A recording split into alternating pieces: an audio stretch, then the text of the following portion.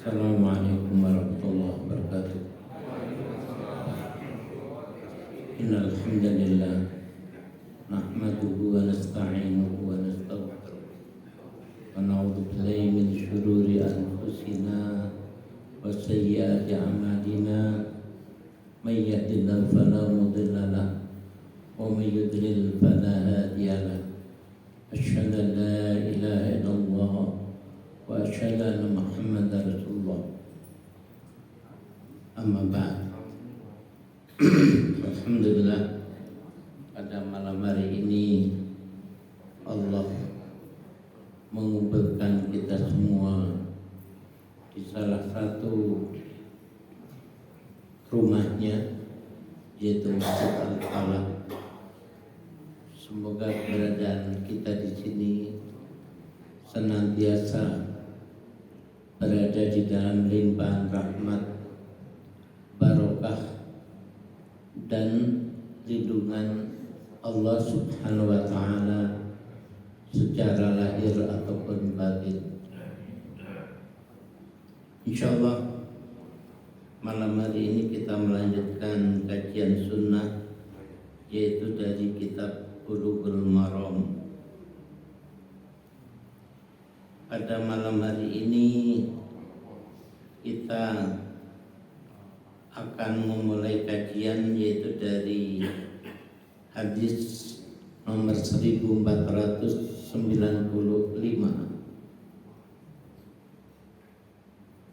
yaitu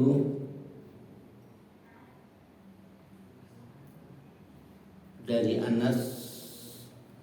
Dia berkata bahwa Rasulullah SAW bersabda, "Laisa syadidu bisur'ah, innama syadidu alladhi yamliku nafsahu 'indal ghadab." Muttafaqun alaih. Hadis ini sangat kuat, disepakati kesahihannya oleh Al-Bukhari dan Muslim, di mana Rasulullah SAW menyampaikan satu definisi,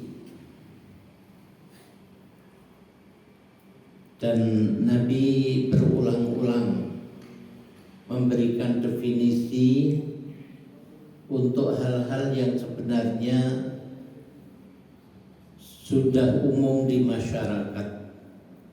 Hanya saja ternyata Islam mempunyai definisi yang khusus, mempunyai definisi yang berbeda. Salah satu contoh, definisi orang bangkrut atau al-muflis. Definisi Islam berbeda dengan definisi yang ada di masyarakat umum. Kalau masyarakat umum memberikan definisi bahwa orang bangkrut itu orang yang sudah kehabisan harta benda, orang yang sudah kehabisan modal, itu orang bangkrut. Tapi kemudian Nabi memberikan definisi bahwa orang bangkrut yang sesungguhnya adalah orang yang datang ke akhirat membawa pahala sholat, pahala puasa, pahala sedekah, dan lain sebagainya. Akan tapi selama di dunia banyak berbuat kezaliman, akhirnya oleh Allah diadili, yaitu dengan cara memberikan sebagian pahala yang dimilikinya kepada orang yang dizalimi sesuai dengan nilai kezalimannya. Nanti masih ada lagi orang yang dizalimi, kasih lagi pahalanya. Terus menerus begitu sampai akhirnya pahalanya habis.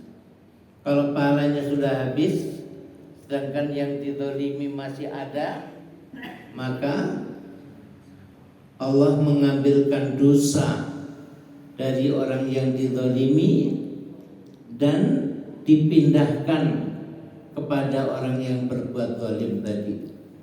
begitu seterusnya. Jadi datang dari dunia membawa banyak pahala, karena banyak yang didolimi, dia harus memberikan ganti rugi, akhirnya pahalanya habis, dosanya bertambah, dan dia pun dimasukkan ke dalam neraka.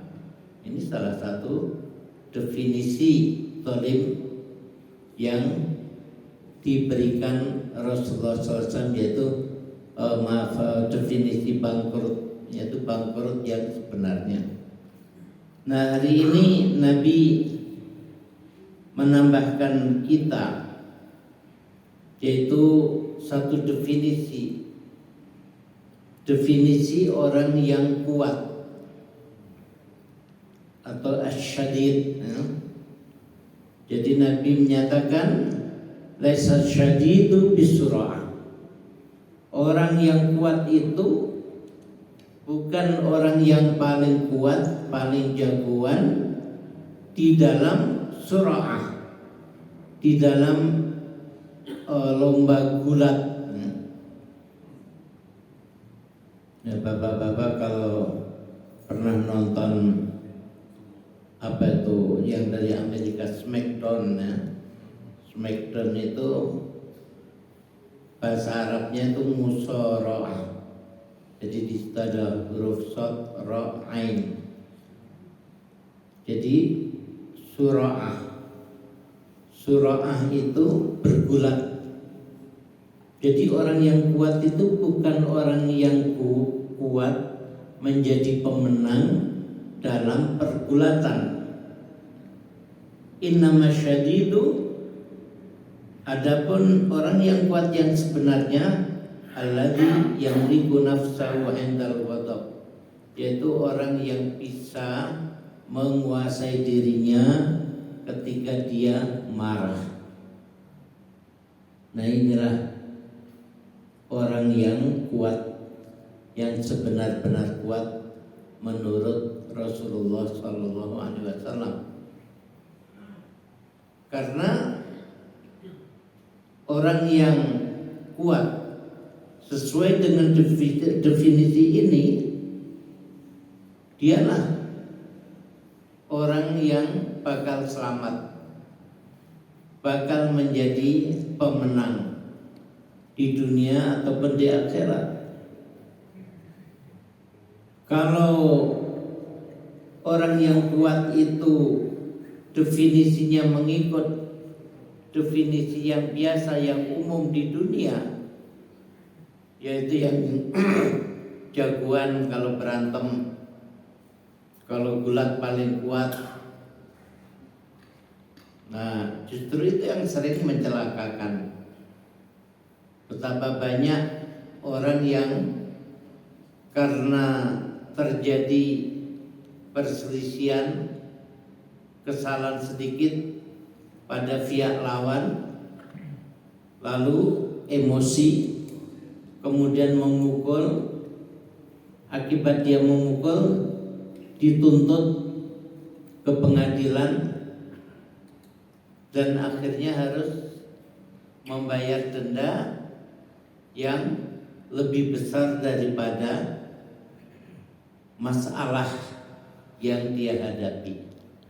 Sering karena emosi, karena merasa kuat, seseorang malah terkena akibat fatal, ya, gara-gara emosinya, gara-gara kekuatannya. Karena orang itu kalau lemah, emosi, dia bukannya mencoba untuk memukul lawan, ya, mungkin dia malah berusaha untuk menghindari pertengkaran dengan siapapun. Kenapa? Karena badannya lemah, nggak punya ilmu bela diri dan lain sebagainya. Bahkan dipelototi orang mungkin lari dia. Nah, orang yang demikian biasanya malah selamat. Sangat berbeda dengan orang yang merasa paling jagoan, dikit-dikit maunya main tabok, ya, pukul dan lain sebagainya. Orang yang seperti ini yang banyak musuhnya. Orang yang seperti ini yang mudah diperkarakan, akhirnya dia mendapat kerugian.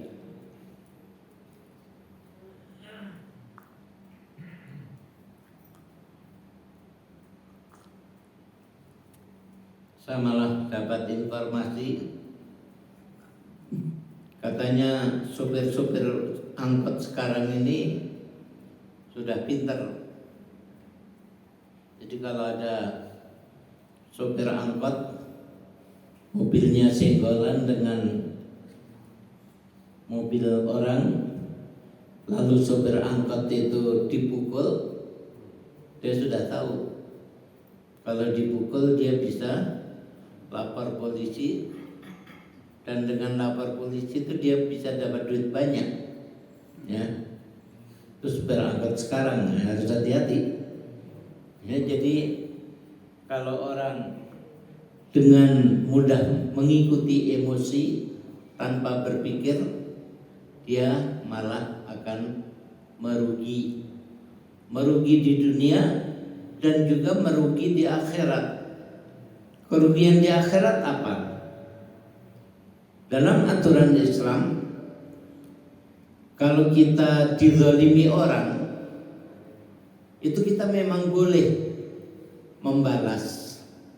Kita boleh membalas, boleh memaafkan. Tapi kalau kita membalas, balasan itu harus timpal.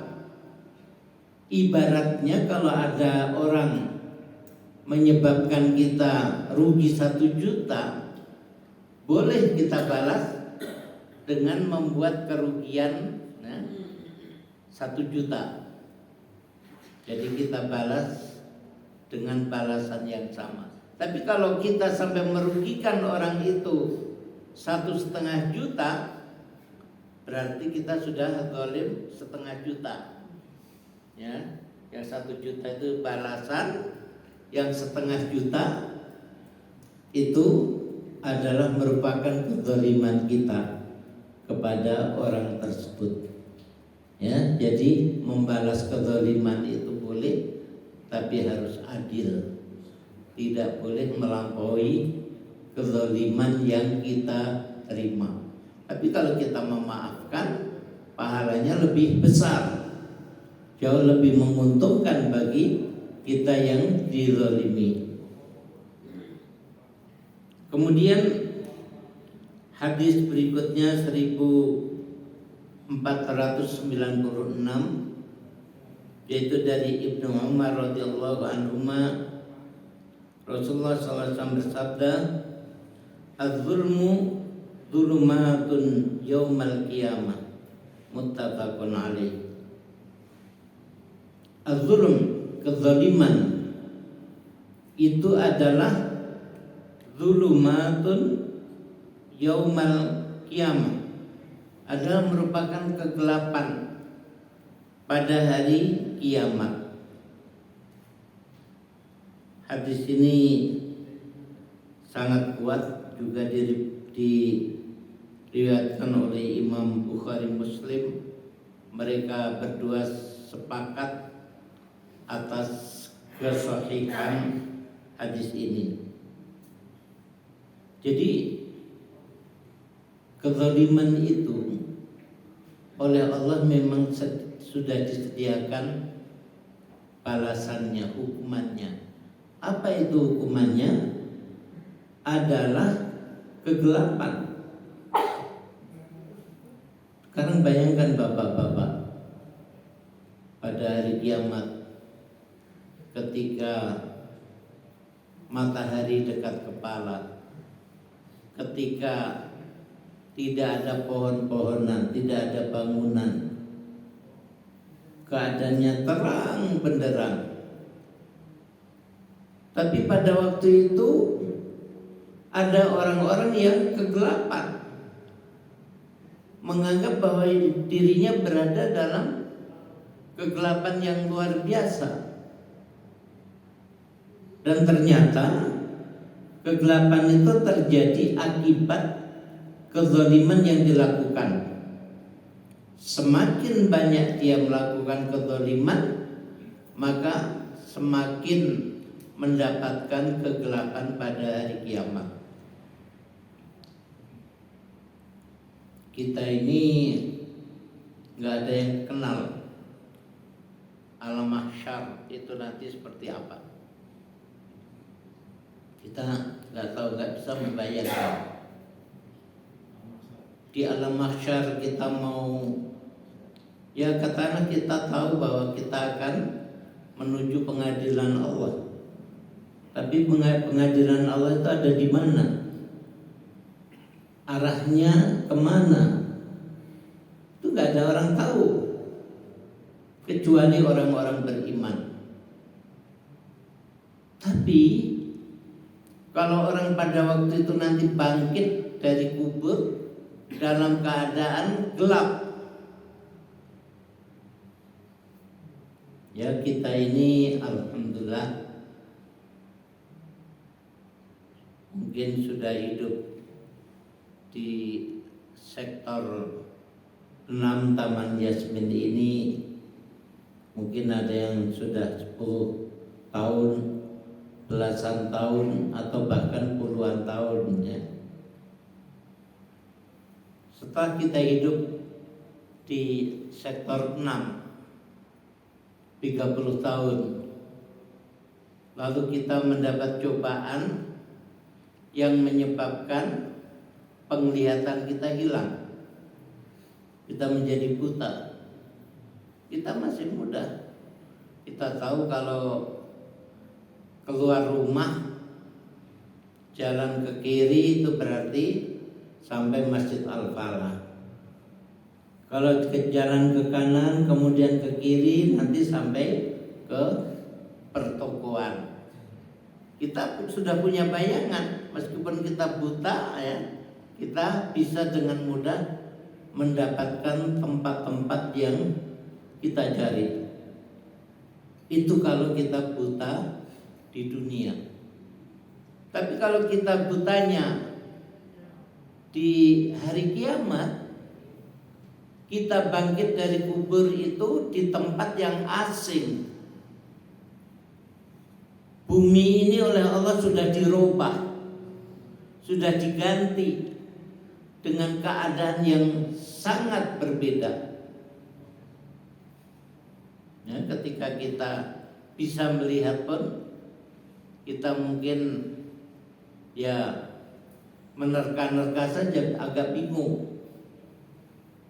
Bahwa saya bangkit, nanti saya akan ke mahsyar, akan diadili oleh Allah, atau akan ke telaga Al-Kautsar. Di sana tempat minum, tempat ketemu dengan Rasulullah SAW ya. Orang beriman mendapat gambaran seperti itu.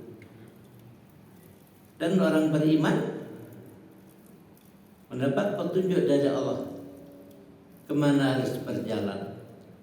Tapi bagaimana orang kafir? Belum lagi dia dibangkitkan dalam keadaan gelap. Gelap dan buta. Itu kira-kira sama atau berbeda? Sama apa beda? Saya kira kok sama. Tapi dalam istilah syariah ini dua-duanya ada.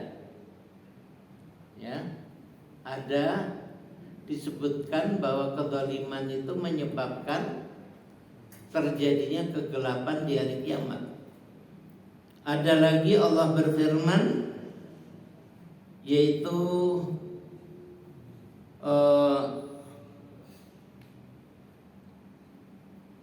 di surat Thaha. Di surat Thaha Allah berfirman, A'udzu billahi minasyaitonir rajim. Wa man a'rada 'an dzikri fa inna lahu ma'isyatan dhanka wa nahsyuruhu yaumal qiyamati a'ma.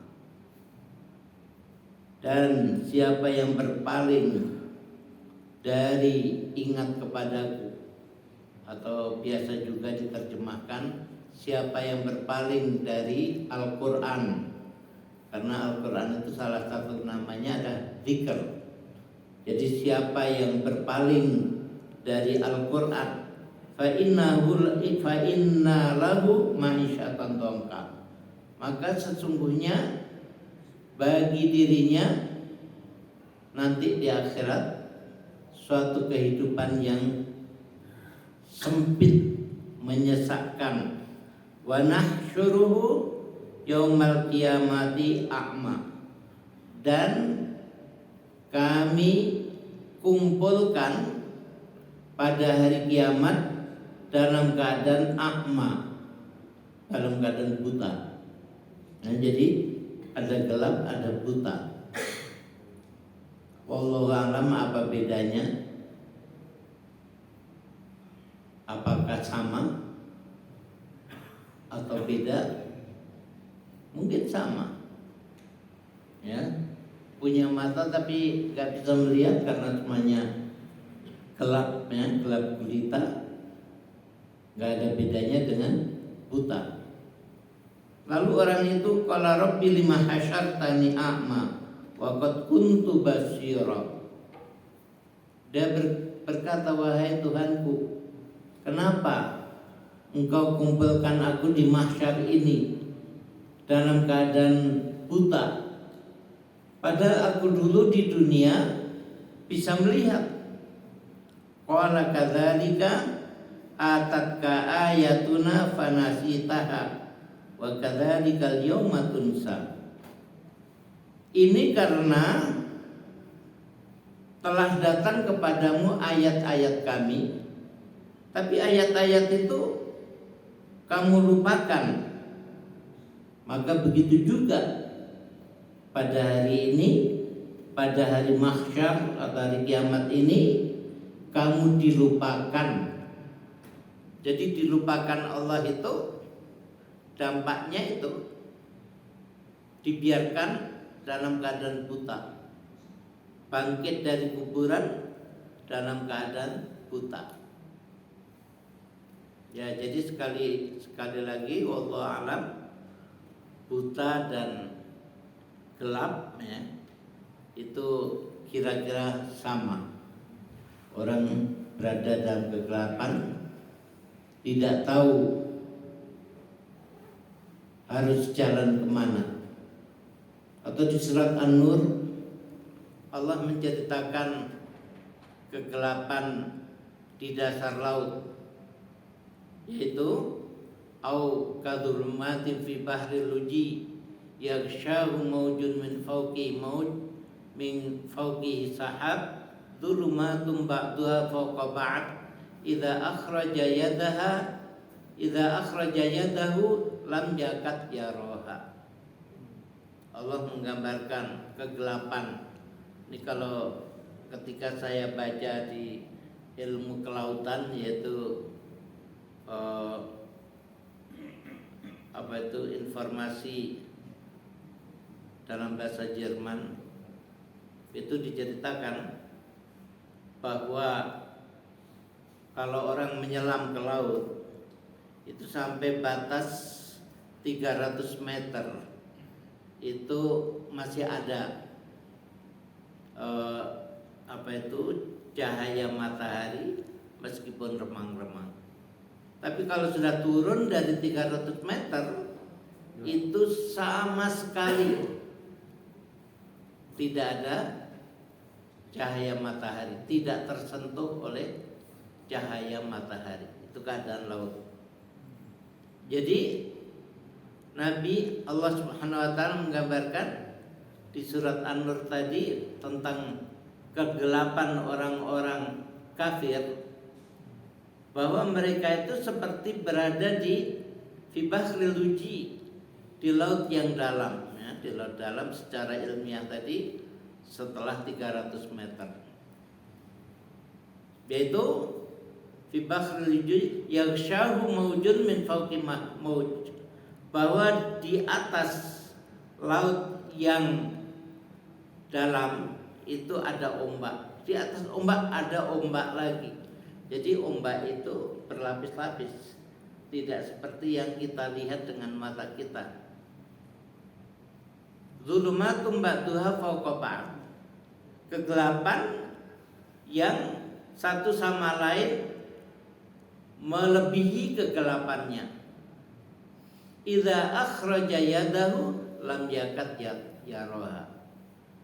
Kalau orang mengeluarkan tangannya, misalnya tangannya didekatkan di depan mata, meskipun orang kulit putihnya, tangannya putih, tangannya di depan mata, lam yakad yaraha, dia tidak mampu melihatnya. Jadi bayangkan kayak apa itu gelapnya. Tangan di depan mata gak kelihatan. Itu kegelapan di laut yang dalam. Kegelapan di hari kiamat nanti wallahu a'lam mungkin lebih dahsyat dari kegelapan di laut, meskipun matahari pada waktu itu sangat dekat dengan kepala kita. Naudzubillah min dzalik. Dan itu terjadi karena kezaliman. Juga terjadi karena kita mengabaikan ayat-ayat Al-Quran. Sebenarnya sama saja ya, berbuat zalim, mengabaikan ayat-ayat Allah. Mengabaikan ayat-ayat Allah itu juga berbuat zalim.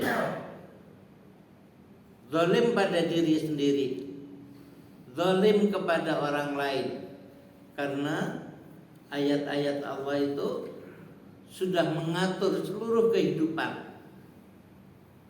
Kalau kita melakukan apapun yang itu merupakan pelanggaran kepada hukum Allah, maka itu sesungguhnya sudah melupakan salah satu petunjuk Allah.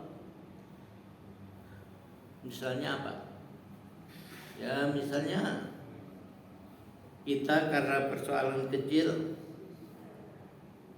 nah teman kita tonjok, ya menonjok teman, menzalimi teman, itu kan di dalam Al-Quran banyak larangannya. Jadi kalau kita berbuat zalim kepada orang, itu berarti juga mengabaikan atau melalaikan ayat-ayat Al-Quran. Yang itu di dalam surat Thaha ini dijelaskan bahwa balasannya ada menjadi buta. Makanya tadi saya katakan, apa sih bedanya antara buta dan gelap? Punya mata ya, tapi di depan kita gelap, artinya mata kita nggak bisa melihat. Yaitu juga sebenarnya buta juga tuh. Nah inilah makanya menjadi keharusan kita untuk berusaha agar dalam kehidupan ini kita tidak pernah mendolimi siapapun dalam bentuk apapun. Bahkan kita tidak boleh mendolimi binatang, ya, karena Islam ini rahmatan lil alamin. Seorang perempuan diceritakan Nabi pergi dan membiarkan kucingnya diikat, gak bisa pergi cari makanan, akhirnya akhirnya mati kelaparan, dia masuk neraka ya. Jadi menzalimi binatang saja orang bisa masuk neraka ya. Sehingga secara umum memang kita umat Islam ini dididik untuk tidak pernah berbuat zalim kepada siapapun, kepada apapun. Makanya ya adik-adik, kalau kita beli senapan angin, jangan karena punya senapan angin ada burung di pohon kita tembak, gak boleh. Nabi mengatakan siapa yang membunuh makhluk sebesar burung atau lebih besar akan diminta pertanggungjawabannya di hadapan Allah. Ya, mungkin sementara 2 hadis itu yang kita pelajari malam hari ini. Ada sedikit waktu, silakan kalau ada yang mau bertanya.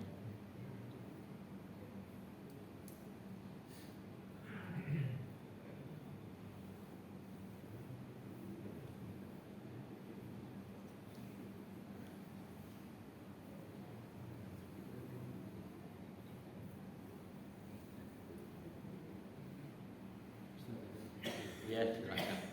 Terima kasih. Assalamualaikum warahmatullahi wabarakatuh. Waalaikumsalam. Ini mengkaji yang tentang bangkrut ya, muflis. Nah, kalau bisa dijelaskan yang sebaliknya, yang bisa menjadi penambah modal di akhirat, amalan-amalan atau hal-hal yang sifatnya seperti sedekah-sedekah yang bisa menambah sebaliknya, jadi menjadi sesuatu yang ya sebagaimana amal keburukannya banyak, amal kebaikan juga banyak sekali. Gak tahu mana yang lebih banyak. Bisa jadi amal amal baik itu lebih banyak lagi bentuknya, variasinya.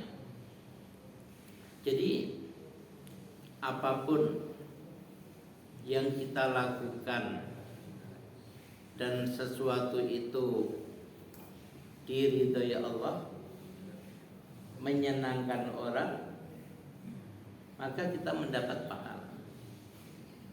Ya, syaratnya itu tadi, diridhoi Allah. Kalau tidak diridhoi Allah, nah ini yang menjadi dosa. Apapun yang diridhoi Allah, yang kita lakukan kepada manusia, kita lakukan kepada binatang, ya, itu memberi kita pahala. Makanya Rasulullah SAW bersabda dalam satu hadis, kalau kita menanam buah-buahan, maka buah yang jatuh diambil orang itu sedekah untuk kita. Buah yang dimakan burung di pohonnya itu sedekah untuk kita. Jadi mempunyai nilai sedekah. Nah, begitu yang namanya kebaikan itu sangat luas. Dan Nabi juga memperjelas di banyak hadis, kita memasukkan rasa senang ke hati seseorang itu adalah sedekah bagi kita. Kita memberikan nasihat itu adalah sedekah bagi kita. Kita tersenyum, ya, tabassumuka fi wajhi akhika shadaqah. Kalau kamu tersenyum di hadapan temanmu, di hadapan saudaramu, itu adalah sedekah. Bayangkan, cuma tersenyum kita mendapat pahala, yaitu pahala sedekah. Juga imatatul adza 'anit tariqi shadaqah. Kita buang suatu gangguan dari jalan, itu sedekah.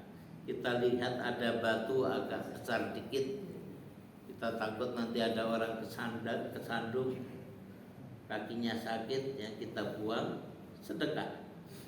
Jadi Masya Allah, ya, bab-bab kebaikan itu kalau kita mau amalkan, ya, semuanya, umur kita mungkin gak cukup, saking banyaknya kebaikan yang diajarkan di dalam Islam. Ada lagi pertanyaan? Ya. Waalaikumsalam. Sepertinya hukumnya sama dengan hutang, nanti harus dianukan, dibayar di akhirat. Hukumannya apakah bisa dengan istighfar, bisa hapus, atau bagaimana cara kita kezaliman itu orang itu kita melepaskan diri dari apakah ada caranya? Kasih saran. Ya, kita ini memang yang namanya dosa itu ada dua macam. Dosa kepada Allah itu bisa selesai dengan taubat, dengan istighfar. Tapi kalau dosa kepada manusia itu kita kena minimal 3 syarat. Kita harus menghentikan dosa itu atau kezaliman itu. Kita harus minta maaf kepada orang yang kita zalimi. Yang ketiga, kita harus memohon ampun kepada Allah. Kenapa harus memohon ampun kepada Allah? Karena kita berdosa kepada orang, itu sebenarnya juga berdosa kepada Allah. Karena perbuatan salah kita itu sudah pasti dilarang oleh Allah. Ya, berarti kita tidak hanya merugikan orang itu, tapi juga melakukan pelanggaran terhadap aturan Allah. Nah, sehingga di sini istihlal, ya, minta dihalalkan kesalahan kita, itu sebagai satu keharusan kalau kita mau bersih diri kita dari dosa kita kepada orang lain. Sekarang kalau misalnya ya ada bapak-bapak ini yang tahun 70 dulu masih mahasiswa di IPB. Nah, namanya anak muda kadang-kadang badung-badung dikit ya. Masuk warteg, istilahnya apa?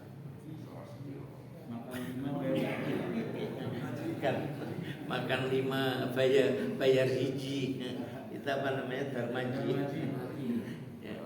Nah, setelah kita banyak belajar, kita tersadarkan, ya Allah, saya dulu waktu mahasiswa begitu banyak kezaliman yang saya lakukan ke bapak yang punya warung di sana. Samoreng, Pak. Samoreng. Terus kita mencoba mencari, warung itu sudah nggak ada. Nah, gimana? Sedangkan dicari alamatnya juga nggak ada yang tahu bapak itu rumahnya di mana, apa masih hidup atau sudah mati. Ya. Nah, saya sarankan kalau ada kasus semacam itu, kita kira-kira saja kerugian yang kita lakukan kepada orang tersebut kira-kira berapa. Nah, itu misalnya kita masukkan ke sedekah jariah. Ya, masjid sedang membangun, ya, kita nilai misalnya kita sudah menyebabkan kerugian 2 juta, ya udah kita sedekahkan 2 juta atas nama bapak yang pernah kita rugikan itu. Nah, itu salah satu cara ya untuk mengatasi dalam kasus semacam itu. Demikian. Sebelum, maaf Ustaz Ahmad, masih ada pertanyaan enggak? Enggak ada ya. Kalau enggak ada, kita akhiri. Subhanakallahumma bihamdika asyhadu an la ilaha illa anta astaghfiruka wa atubu ilaik. Wassalamualaikum warahmatullahi wabarakatuh.